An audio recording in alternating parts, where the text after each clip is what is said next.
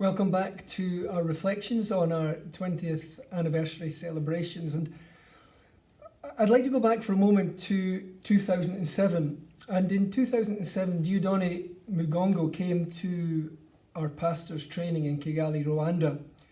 At that time, he was functioning as Ndahigwa Paul's Healing and Reconciliation representative in the Democratic Republic of Congo, DRC. That was a hard job. Everywhere you turned in the province of North Kivu, there were warring armies and militias. But he was insistent that we visit DRC because the people were in such great need. And he was not wrong about that. When we arrived the next year in 2008, it was clear that the scale and the depth of need and suffering were very, very great. The experts say that around 5.4 million people died as a result of the Second Congo War from 1998 to 2002 and onwards. Rape, pillage, looting became endemic and cultural. 60,000 pygmies were massacred by one of the rebel groups. Women were raped in massive numbers, and the east of DRC was left awash with weapons and displaced people. As always in such cases, it was the weak and the defenceless that bore the brunt of the violence. When we began work in Rwanda in 1999, it was evident that many survivors had received little or no help in the 5 years since the genocide. And we felt in our hearts that despite the chaotic nature of Eastern DRC, we must not delay standing with those people who were affected and provide support and help at that moment when they needed it. When we started to work in DRC, some people asked if it would endanger our heart for Rwanda or mean that funds raised for Rwanda would go to DRC. We've always sought to ensure that designated funds go to where they are meant to. Despite having a deep love for Rwanda and in a sense it always being our natural home in Africa, I've always believed that Rwanda was a doorway to fulfilling the call of God to compassion and justice rather than just a doorway to a country. It's the need of the people and the leading of the Holy Spirit that should constitute our next steps, not geography. And how richly we have been rewarded in friendship and in partnership through walking through that door into Congo. Our first projects were very small-scale food provision for people who were displaced by the fighting, and also the provision of sewing machines for rape survivors who were being pushed into prostitution. In 2011, the work in DRC began to grow, and it was becoming increasingly cumbersome to operate through Rwanda to get to DR Congo in terms of finance. And so Comfort Congo was established as an Indigenous Congolese NGO, although we continued as Comfort Rwanda here. The first of 2 veg farm projects to provide 10 hectares of farmland to displaced people took place in 2011. And support for reparative surgery for rape survivors began. And that led the next year, along with the need for maternity care, to fundraising for what would become the Central Hospital of Rusayo. In 2012, on a visit to DRC, we were requested to visit the Comfort Congo School, which surprised us a little, not being aware that there was a Comfort School there. But Kiezi Primary and Mbula Secondary were very basic schools and poor accommodation and very crowded, but at last children were receiving an education in the area. Salugaba Secondary School and Walugaba Primary School were established shortly afterwards in the neighbourhood of the Mugunga displaced people's camp. In 2014, the name of the charity was changed to Comfort Rwanda and Congo, which gave us another shot at the logo. Projects developed rapidly in DRC, and in 2015, the Central Hospital of Rusayo was opened, and ex-child soldiers on the Children of Liberty project moved into the Village of Hope that you can see there. The same year in Congo, a small number of homes for pygmies were built. Gambizi School was established. A rape survivors sponsorship program began. And further sponsorship programs in DRC for the Children of Liberty, for the ex-child soldiers, and for Congo teachers followed the next year.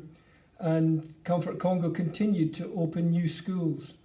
with around 3,500 children being educated by Comfort Congo by the end of 2017. Joint funding enabled us to build 2 new schools at Salugaba and Tongo. And 2007 also saw the final evolution of our logo, this time produced by Selva Agency in Brazil, who now provide pro bono graphic services to the charity. Last year saw a lot of focus on developing the accommodation for the Children of Liberty, and 2 homes for the boys were built, including office space for Comfort Congo, as well as a home for girls, the Pam Jackson home, being built. We were also able to buy an ambulance with funds that were raised through our Comfort International New Zealand. And the other 3 countries where we have projects are Uganda, Burundi, and South Sudan. The work in Uganda began in 2017 and consists of church leaders training. The next year we renamed what had been the Christian Training College of Rwanda Comfort International Ministry School, or SIMS, so that we could use it across the name across different nations. And the area of Uganda we're working in is Busia, on the eastern border of Uganda with Kenya, and our partners there are the Life Edifying Ministries Africa, known as Lima, and led by the marvellous Wajuli Fred.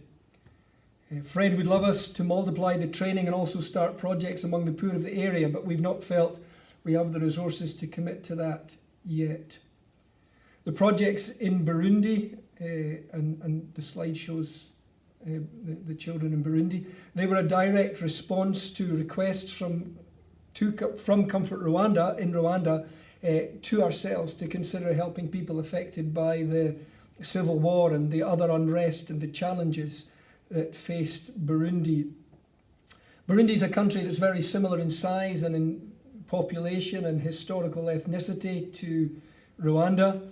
It presently languishes at 185th out of 189 countries in the United Nations Human Development Index. And 45% of the people are termed to be in severe multi-dimensional poverty.